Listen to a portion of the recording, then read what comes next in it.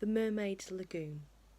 The children often spent long summer days on this lagoon, swimming or floating most of the time, playing the mermaid games in the water and so forth.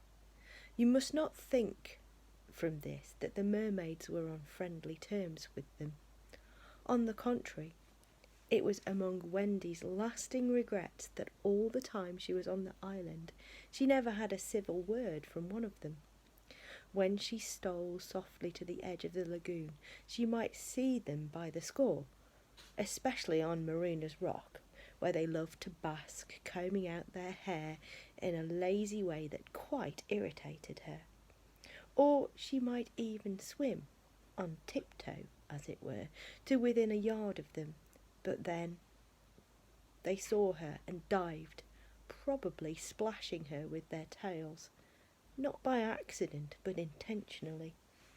They treated all the boys in the same way, except, of course, Peter, who chatted with them on Marina's Rock by the hour and sat on their tails when they got cheeky. He gave Wendy one of their combs. The most haunting time at which to see them is at the turn of the moon, when they utter strange wailing cries. But the lagoon is dangerous for mortals then, and until the evening of which we have now to tell, Wendy had never seen the lagoon by moonlight. Less from fear, for of course Peter would have accompanied her, than because she had strict rules about everyone being in bed by 7. She was often at the lagoon, however, on sunny days after rain, when the mermaids come up in extraordinary numbers to play with their bubbles.